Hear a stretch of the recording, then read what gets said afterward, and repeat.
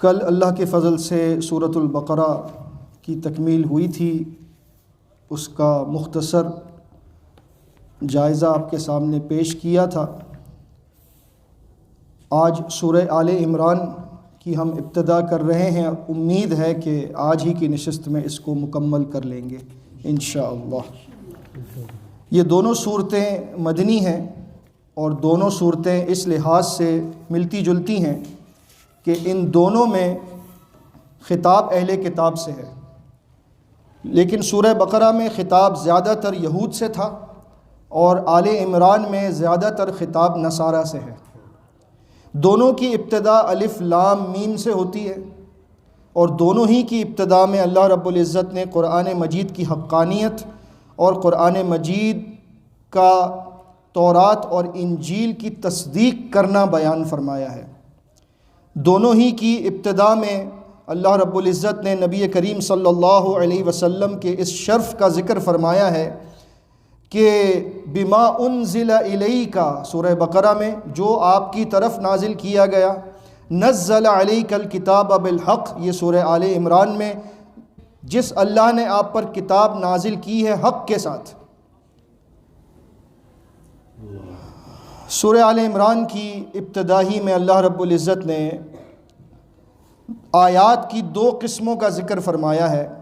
آیات محکمات اور آیات متشابہات۔ آیات محکمات وہ آیات ہوتی ہیں کہ جن کے معانی بالکل واضح ہیں اور کھول کر بیان کر دیے گئے ہیں۔ آیات متشابہات وہ ہیں جن کے معانی کو بیان نہیں کیا گیا بلکہ ان کو کسی مقصد کے تحت اللہ نے ایک آزمائش کے طور پر قرآن میں بیان فرمایا ہے کہ وہ دیکھے کہ کون ایمان لاتا ہے اور کون ان کے معانی کی بیجا جستجو میں پڑھ کر فتنے کا شکار ہوتا ہے۔ لہٰذا جو لوگ حروف مقطعات کے معنی نکال کر لانے کی کوشش کرتے ہیں کہ جی ہم بتاتے ہیں الف لام میم کا کیا مطلب ہے، ہم بتاتے ہیں یاسین کا کیا مطلب ہے، ہم بتاتے ہیں حامیم کا کیا مطلب ہے، تو جب اللہ نے نہیں بتایا، جب نبی کریم صلی اللہ علیہ وسلم نے نہیں بتایا تو تم کہاں سے بتاؤ گے؟ لیکن لوگ ایسی باتیں کر کے شہرت کے طلبگار رہتے ہیں کہ لوگ ہمارے پاس آئیں کہ جو کوئی نہیں بتا سکتا وہ ہم بتائیں گے۔ تو اللہ نے فرمایا ابتغاء الفتنہ، یہ لوگ فتنہ چاہتے ہیں، یہ لوگ امت میں بگاڑ چاہتے ہیں، یہ لوگ اصلاح نہیں چاہتے، کیونکہ جو علماء رسوخ رکھتے ہیں علم میں وہ ایسی باتیں نہیں کرتے۔ ان کا قول کیا ہوتا ہے آیت نمبر 7 میں، آمنا بہ کل من عند ربنا، ہم تو ایمان لائے یہ ہمارے رب کی طرف سے حق ہے، چاہے اس کے معنی سمجھ میں آئیں یا نہ آئیں لیکن ہم ایمان ضرور لاتے ہیں۔ اس کے بعد اللہ نے آیت نمبر 8 میں بڑی پیاری دعا سکھائی، سب کو یاد ہونی چاہیے، ربنا لا تزغ قلوبنا بعد اذ ہدیتنا وہب لنا من لدنک رحمۃ انک انت الوہاب، اے ہمارے رب تو ہمارے دلوں کو ٹیڑھا نہ کر دینا بعد اس کے کہ تو نے ہمیں ہدایت دی ہے، اور ہمیں اپنے پاس سے رحمت عطا فرما دے، بے شک تو بہت دینے والا ہے، ہم تجھ سے تیری رحمت کا سوال کرتے ہیں، ہمیں ہدایت کے بعد گمراہ نہ کر دینا۔ اس کے بعد اللہ رب العزت نے دنیا کی چند آسائشوں کا ذکر فرمایا ہے کہ جن میں خوبصورت بنا دی گئی ہیں، شہوات کی محبت عورتوں میں سے، بیٹوں میں سے، سونے چاندی کے ڈھیروں میں سے، اور نشان لگے گھوڑوں میں سے، اور چوپایوں میں سے، اور کھیتی میں سے، لیکن یہ سب کا سب دنیا کی زندگی کا تھوڑا سا متاع ہے، اور جو اللہ کے پاس ہے وہ اس سے بہتر ہے۔ اللہ کے پاس تمہارے لیے ایسے باغات ہیں جن کے نیچے نہریں بہتی ہیں، تم ان میں ہمیشہ رہو گے، تمہارے لیے وہاں پر پاکیزہ جوڑے ہوں گے، اور اس سے بڑھ کر اللہ کی رضا ہوگی۔ اللہ کی رضا سے بڑھ کر کوئی چیز نہیں ہے۔ جب اللہ کی رضا مل گئی تو پھر تم کبھی جنت سے نکالے نہیں جاؤ گے۔ یہ کسے ملے گی؟ جن کی یہ دعا ہے، ربنا اننا آمنا فاغفر لنا ذنوبنا وقنا عذاب النار، یعنی جنہوں نے یہ کہا اے ہمارے رب یقیناً ہم ایمان لے آئے، ہمارے گناہوں کو بخش دے اور ہمیں آگ کے عذاب سے بچا لے۔ الصابرین والصادقین والقانتین والمنفقین والمستغفرین بالاسحار، یعنی وہ لوگ جو صبر کرنے والے ہیں، سچ کہنے والے ہیں، اللہ کا حکم بجا لانے والے ہیں، اور اللہ کے راستے میں خرچ کرنے والے ہیں، اور سحری کے وقت میں اللہ سے بخشش طلب کرنے والے ہیں۔ سحری کا وقت بڑا قیمتی وقت ہے، اس وقت کو ضائع نہیں کرنا چاہیے، استغفار ضرور کیجئے، اللہ سے دعا کیجئے گناہوں کی معافی کے لیے۔ اس کے بعد مسلسل ذکر آتا ہے اہل کتاب کے متعلق کہ انہوں نے کتاب کا علم آ جانے کے بعد باہمی اختلاف کر کے اللہ کے دین کا نقصان کیا، اپنے عقائد کو خراب کیا، اور ہمیں اس روش سے بچایا جا رہا ہے۔ پھر اللہ رب العزت نے آیت نمبر 26 میں ایک بڑی ہی پیاری دعا سکھائی ہے۔ نبی کریم صلی اللہ علیہ وسلم کا فرمان ہے صحیح بخاری میں کہ اگر کسی پر احد پہاڑ کے برابر بھی قرض ہو جائے اور وہ اس دعا کو پڑھے، مسلسل اللہ سے یہ دعا مانگے، تو اللہ یہ قرض ادا کروا دے گا۔ اللہم مالک الملک تؤتی الملک من تشاء وتنزع الملک ممن تشاء وتعز من تشاء وتذل من تشاء بیدک الخیر انک علی کل شیء قدیر۔ یہ دعا، اور آگے فرمایا رحمان الدنیا والآخرہ تؤتیہما من تشاء وتمنع منہما من تشاء ارحمنی رحمتا تغنینی بہا الرحمت من سواک۔ اے میرے اللہ، مجھ پر ایسی رحمت فرما دے کہ میں تیرے علاوہ کسی اور کی مہربانی سے بے نیاز ہو جاؤں، مجھے لوگوں کی حاجت نہ رہے، مجھے کسی کی حاجت نہ رہے، تو میرے لیے کافی ہو جا۔ اللہ اس کا قرض ادا کروا دیتا ہے۔ یہ دعا بڑی پیاری ہے، اس کو یاد کیجئے۔ اس کے بعد اللہ رب العزت نے فرمایا کہ قیامت کے دن ہر بندہ اپنے اعمال کو اپنے ارد گرد پالے گا، چاہے خیر میں سے ہوں یا شر میں سے ہو۔ اگر شر کے اعمال ہوں گے تو وہ کہے گا لو ان بینہا و بینہ امدا بعیدا، کاش کہ مجھ میں اور میرے اعمال میں بہت دور کا فاصلہ ہو جائے، یہ اعمال مجھ سے دور ہو جائیں جن کی وجہ سے آج میں اللہ کے عذاب میں گرفتار ہونے کے لیے جا رہا ہوں۔ پھر فرمایا اگر تمہیں اللہ سے محبت ہے تو پھر تم میری پیروی کرو، یعنی نبی کریم صلی اللہ علیہ وسلم کا اتباع یہ اللہ سے محبت کے دعوے کی صداقت کی دلیل ہے۔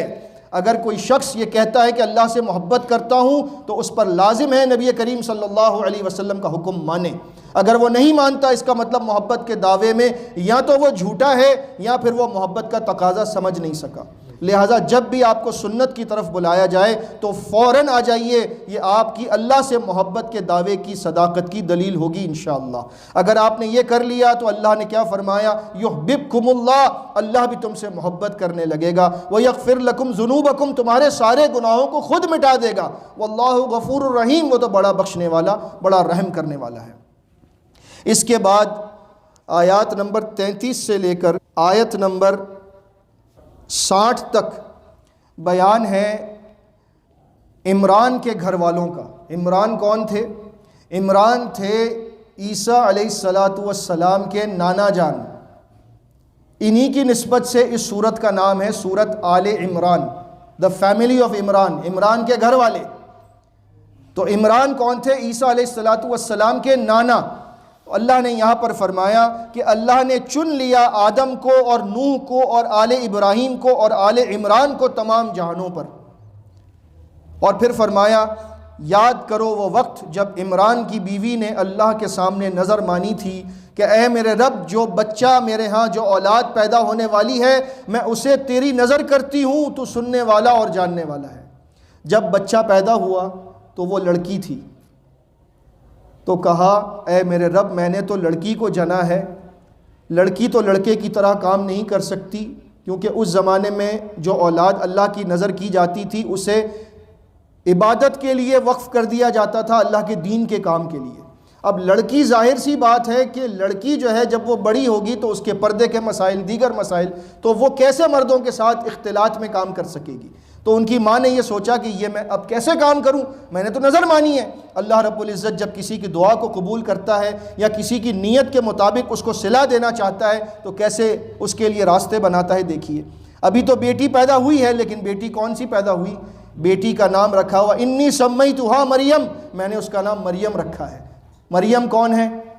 والدہ عیسیٰ علیہ السلام کی، یعنی دعا کی، پیدا بیٹی ہوئی، لیکن بیٹی سے پھر جو بیٹا پیدا ہوا وہ اس دعا کی قبولیت کا سب سے بڑا مظہر بن گیا۔ اللہ رب العزت نے یہاں پر ذکر فرمایا ہے کہ پھر زکریا علیہ السلام کے پاس کفالت میں آ گئی مریم، اور مریم خوب عابدہ تھی، زاہدہ تھی، اللہ کے آگے جھکنے والی۔ ایک دن ایسا ہوا کہ زکریا علیہ السلام محراب میں داخل ہوئے تو دیکھا کہ مریم علیہ السلام جو ہے وہ عبادت گاہ میں ہیں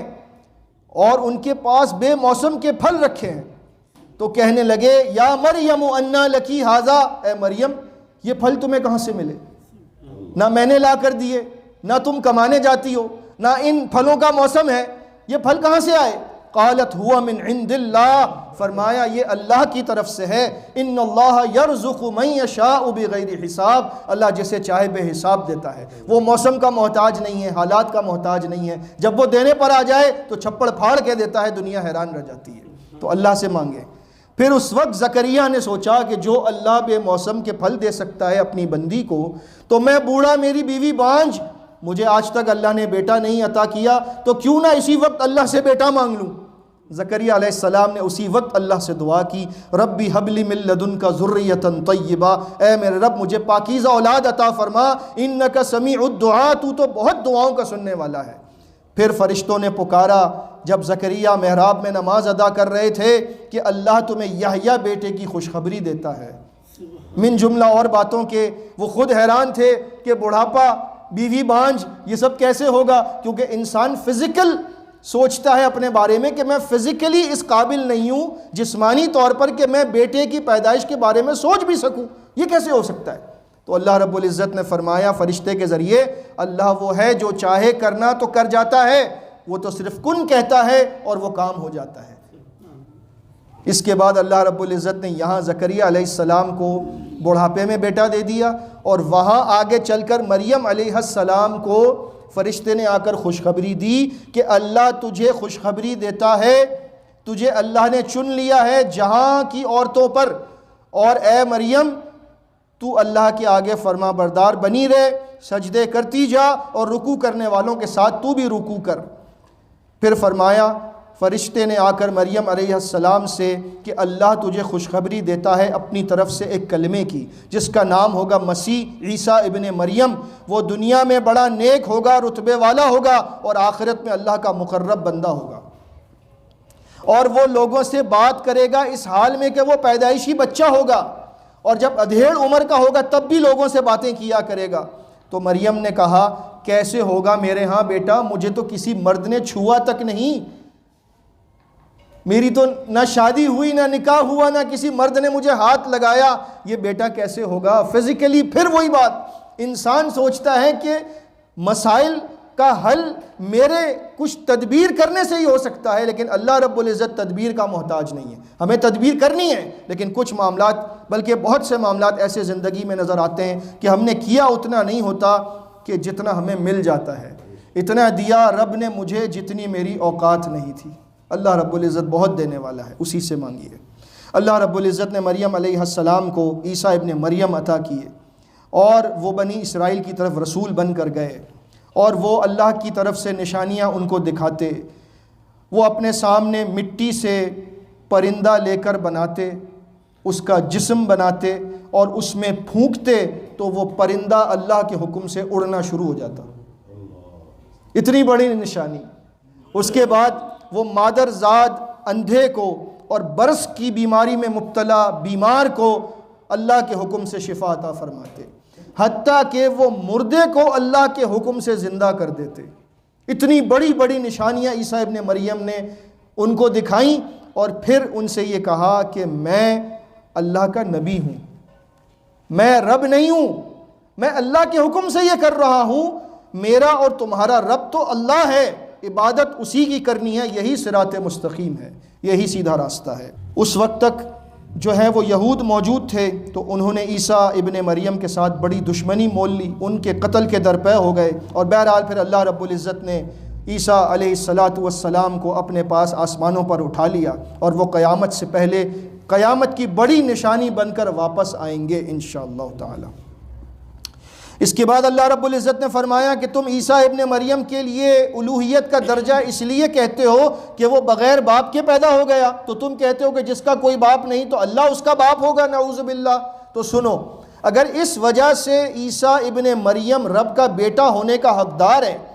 تو پھر اس سے زیادہ حق تو آدم علیہ السلام کا ہے، کیونکہ وہ تو بغیر باپ کے اور بغیر ماں کے پیدا ہوا، تو پھر تو وہ دوہرا حقدار ہے اللہ کا بیٹا کہلانے کا، لیکن اس کو کوئی اللہ کا بیٹا نہیں مانتا، اور عیسیٰ ابن مریم کو مانتے ہو، یہ تمہاری کیسی بات ہے، یہ کتنی نا انصافی والی بات ہے۔ تو اللہ رب العزت نے بڑی ہی پیارے اسلوب کے ساتھ یہاں پر سمجھا دیا۔ یہاں پر چل کر ہم 1 منٹ کے لیے اس واقعے پر بات کر لیتے ہیں۔ نجران جو ابھی سعودی عرب کا ایک صوبہ بھی ہے، نجران سے ایک وفد آیا تھا نبی کریم صلی اللہ علیہ وسلم کے پاس تو تقریباً 70 افراد تھے، ان میں 2 بڑے علماء تھے، پادری تھے نصارہ کے، اور ان دونوں نے آ کر یہ بات کہی تھی کہ ہم بات کرنا چاہتے ہیں۔ اب دیکھیے نبی کریم صلی اللہ علیہ وسلم نے ان نصارہ کو کہاں پر ٹھہرایا معلوم ہے آپ کو؟ مسجد نبوی میں۔ کس کو ٹھہرایا؟ نصارہ کو۔ ان سے کیا کرنی تھی؟ گفتگو۔ ہم آج کل دین کے معاملے میں اتنے متشدد ہیں کہ ہم تو ایک نبی کا کلمہ پڑھنے والے، قرآن کو ماننے والے آپس میں ایک مسجد کے اندر بیٹھ کر اخلاق کے دائرے میں رہ کر کسی مسئلے پر گفتگو نہیں کر سکتے۔ مارم مار جو ہے وہ سلسلے شروع ہو جاتے ہیں، مسجدوں سے دھکے دے کر لوگوں کو نکال دیتے ہیں، اتنا برا حال ہے ہمارا۔ لیکن نبی کریم صلی اللہ علیہ وسلم نے نصارہ سے ڈیبیٹ کی ہے، تقریباً 2 ہفتے چلی ہے، اور اس سارے عرصے میں ان کو مسجد میں ٹھکانہ دیا، مسجد میں مہمان نوازی کی۔ اس سے بڑی مثال اور کیا ہوگی کہ دین اسلام امن اور سلامتی کا دین ہے۔ دین اسلام جھگڑا فساد نہیں چاہتا، پہلے وہ اپنی حجت تمام کرتا ہے، لیکن جب ساری باتیں ہو گئیں لیکن پھر بھی یہ نہ مانے، اور انہوں نے آپس میں مشورہ کیا کہ ہم ایسا کرتے ہیں کہ اب ان کے ساتھ گفتگو کا چیپٹر کلوز کر دیتے ہیں، بات ختم کیے بغیر وہ راہ فرار اختیار کر رہے تھے۔ تو اللہ رب العزت نے فرمایا نہیں، ایسے نہیں جا سکتے، تم نے 2 ہفتے یہاں پر لگائے ہیں، ایسے نہیں جانے دیں گے۔ اب سنو کرنا کیا ہے۔ آیت نمبر 61 ہے، آیت مباہلہ کہلاتی ہے یہ۔ نبی کریم صلی اللہ علیہ وسلم سے فرمایا کہ پھر ٹھیک ہے، ان سے کہہ دیجئے آ جاؤ، تم خود بھی آ جاؤ، ہم خود بھی آ جاتے ہیں، تم اپنے بیٹوں کو بلا لو، ہم اپنے بیٹوں کو بلاتے ہیں، تم اپنی عورتوں کو بلا لو، ہم اپنی عورتوں کو بلاتے ہیں۔ ایک کھلے میدان میں سب جمع ہو جاتے ہیں اور پھر گڑ گڑا کر اللہ سے دعا کرتے ہیں کہ یا اللہ جو جھوٹا ہے اس پر تیری لعنت ہو، اگر ہم جھوٹے ہیں تو ہم پر ہو، اگر تم جھوٹے ہو تو تم پر ہو۔ تو جو جھوٹا ہوتا ہے وہ سمجھ جاتا ہے کہ اب میں اللہ کی لعنت میں آ جاؤں گا، لہٰذا انہوں نے اپنا سارا سامان بوریا بسترا باندھا اور بغیر مباہلے کا چیلنج ایکسیپٹ کیے وہ واپس نجران چلے گئے۔ جاتے جاتے کہہ کر گئے کہ ہم آپ کے ماتحت رہنے کو تیار ہیں، کلمہ نہیں پڑھا لیکن معلوم ہے کہ نبی سچے ہیں، لہٰذا حکومت تو ان کی ہوگی،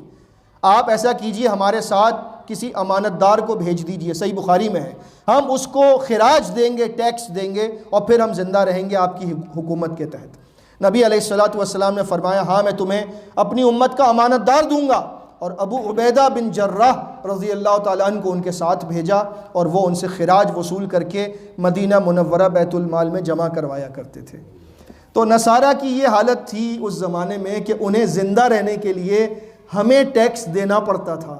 آج ہمیں زندہ رہنے کے لیے ان سے لون مانگنے پڑتے ہیں کہ اتنے دے دو تو ہمارا یہ سلسلہ چل پڑے، ہم تمہیں اس پر سود بھی دیں گے۔ کیوں ہوا؟ کیوں ذلیل و رسوا ہے؟ اللہ کی کتاب کو چھوڑ دیا، اگر قائم رہتے اس پر تو کبھی یہ نوبت نہ آتی۔ بہرحال اللہ نے فرمایا کہ یہ قصے ہیں جو حق کے ساتھ ہم بیان کر رہے ہیں، اور اللہ تعالیٰ فساد کرنے والوں کو خوب جانتا ہے۔ پھر اللہ نے اہل کتاب کو ایک مشترکہ بات کی دعوت دی کہ تم آ جاؤ اس بات پر کہ ہم مل کر صرف ایک اللہ کی عبادت کریں، اس کے ساتھ کسی کو شریک نہ کریں، ہمارا بعض کو رب نہ بنائے اللہ کے علاوہ، اور اگر پھر بھی یہ منہ موڑیں تو پھر تم کہہ دو کہ گواہ رہنا کہ ہم تو مسلم ہیں، ہم نے اسلام قبول کر لیا، ہم اللہ کے آگے جھک گئے۔ پھر اہل کتاب کی ضد اور ہٹ درمی کا ذکر چلتا ہے، مسلسل آیات انہی کے سلسلے میں ہیں، اور اللہ کا فرمان ہے کہ اللہ نے اپنے فضل سے، اپنی رحمت سے نبی آخر الزماں کو چنا ہے، تمہارا بس نہیں چلتا اس پر کہ تمہاری مرضی کا رسول آئے گا، اب ماننا ہے یا نہیں ماننا یہ تمہاری مرضی ہے۔ ہم تو تم سے میثاق اور عہد لے چکے تھے، تمہارے نبیوں سے بھی لے چکے تھے کہ جب نبی آخر الزماں آئے تو تم اس پر ایمان لاؤ گے، اس کی مدد کرو گے، اور سب نبیوں نے یک ذبح ہو کر کہا تھا کہ ہم یہ عہد پورا کریں گے۔ تمہارے نبیوں نے تمہیں یہ بات بتا دی کہ ایک نبی آنے والا ہے، عیسیٰ علیہ السلام نے بتایا تھا کہ ایک نبی آئے گا، اسمہ احمد، اس کا نام احمد ہوگا، سورہ صف میں ہے۔ بتایا گیا، تورات میں مذکور ہے کہ ایک نبی آئے گا جس کا نام باقاعدہ بائبل میں، تورات میں اس کے اصل نسخے میں ہے محمدم، ام جو ہے وہ استعمال ہوتا ہے احترام کے لیے، یعنی وہ جس کا نام محمد ہوگا۔ نبی علیہ السلام باقاعدہ نام کے ساتھ مذکور ہیں تورات کے اندر۔ یہ سب جانتے تھے اس بات کو لیکن مانتے نہیں تھے، لہٰذا اللہ رب العزت نے فرمایا ان کو اب سمجھاتے رہیں، لیکن ان کی وجہ سے آپ پریشان نہ ہوں، آپ اپنا کام کیے جائیں، اور اگر انہوں نے قیامت کے دن بھی جب یہ پہنچے اور کفر کی حالت میں رہے، اور اگر انہوں نے چاہا کہ زمین بھر کر سونا ہمیں دے دیں کہ جہنم سے بچ جائیں، تو وہ فدیے میں قبول نہیں کیا جائے گا۔ اولئک لہم عذاب علیم وما لہم من ناصرین، ان کے لیے دردناک عذاب ہے اور ان کا کوئی مددگار نہیں ہوگا۔